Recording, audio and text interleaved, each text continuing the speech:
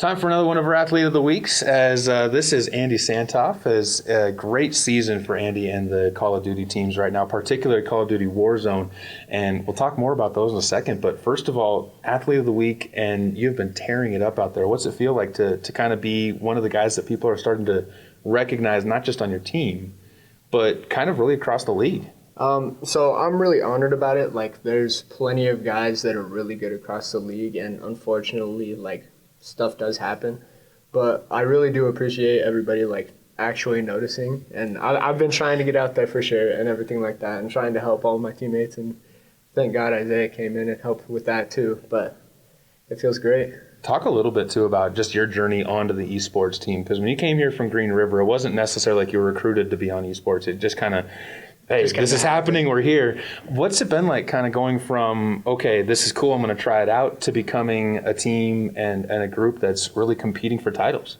So yeah, unfortunately in 2021, I did get injured with a shoulder injury, and that prevented me from playing soccer. And so when I came here and noticed there was an esports team, I've always played games my entire life, and I've always enjoyed them, playing them competitively and everything like that. And so I talked to one of my old coaches, and he put me on the team starting on as Rocket League. And unfortunately, we don't have that game anymore. There's not enough players. But then I moved over to the Call of Duty side, and we really started to get into it. And there were some teammates that left from the Call of Duty side my first year, and that made me step in. And then it really just went from there. Now we're here. I think you've played probably more titles than anybody else in the esports team at this point in time, because you mentioned Rocket League. I think Valorant at some point in time you were on. You've played some Overwatch. You've played all three, Gunfight, Warzone, and the Modern Warfare, the 4v4, whichever version it was, titles. Like, really the jack of all trades right now for the Golden Eagles in esports. Even Siege 6, you've played that a little bit.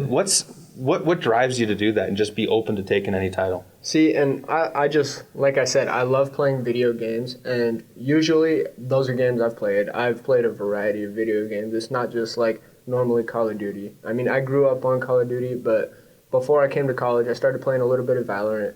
I played Siege when I was younger, so I knew how that worked. And really, it just worked out for me. When you see the success starting to come up from that too, has this suddenly opened your eyes to possibly having a little bit, maybe not a career, you're going into IT for a career side of things, but maybe kind of a hobby that turns into something more on the esports side of things? Yeah, which I'm hoping that's how it goes. I've been playing with some certain people up in the top ranks of Call of Duty, and we've decided that we're probably going to start to make a CCL team, so a Call of Duty League for college.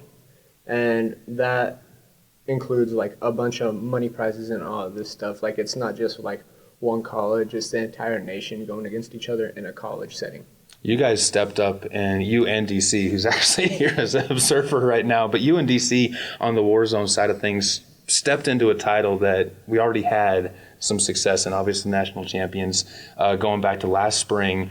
And you mentioned some spots opened up. You and him were able to jump into that spot of things. Did you feel pressure on you when you realized the success that title's had to kind of keep that legacy going?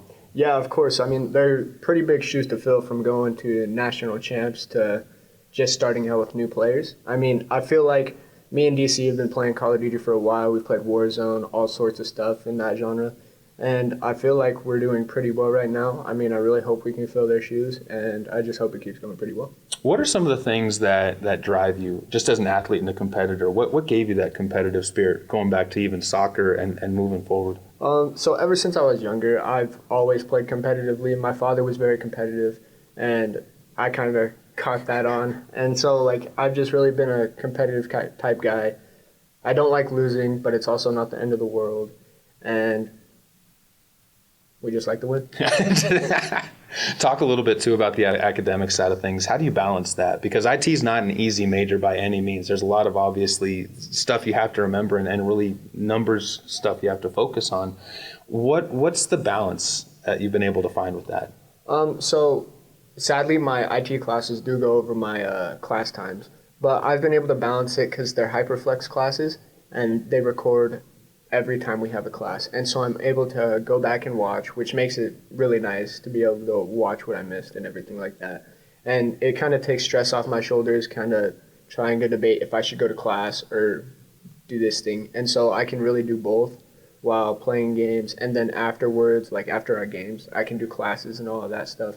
But it's definitely a handful with the degree I'm going into. It's not easy, but we make it work. We'll talk a little bit, too, about the support you get from Coach, because I know Coach Benitez, and even going back, you guys have had coaches that have been really supportive of trying to make sure that the grades stay up and that the grades kind of are something that you guys put attention to. Has that helped when you have coaches that are supportive of the classroom as well? Oh, yeah, of course. And Coach, she set up these study sessions, which actually help us out a lot. Like, it helps the entire team out, and it's in a better setting where you're not just alone doing homework. You're with your friends. You can talk to somebody while trying to focus as well. And she's honestly helped a lot through the season academically and in the gaming room.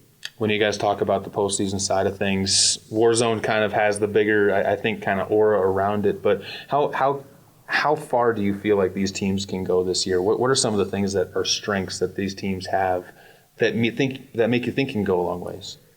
So our teams this year, they're very good. We have some great captains, some great players, and they all understand the game. Our 4v4, we have a really good Isaiah hop back on, and he's really helpful. He knows a lot about the game. And in our Warzone side, DC knows a lot about Warzone. He's played Warzone since it came out. And he grinded it more than me, and he helps me with that at the same time. But just our entire teams in general, they're amazing. Like our Overwatch, sadly, like we haven't had a lot of time to practice with that team, and that game takes a lot of practice and dedication. And I feel like if we did do that, we'd be pretty good. And yeah, I'm just looking forward to it. Well, Andy, it's been fun getting to know you a little bit more, just not in this interview, but over the course of the last couple seasons. Definitely somebody to keep an eye on as far as moving forward, whether it's in the IT field or whether it's in the gaming field. And I'm looking forward to seeing more of what you guys can do in the postseason. But thank you so much for the time. Yeah, no problem. Thank you.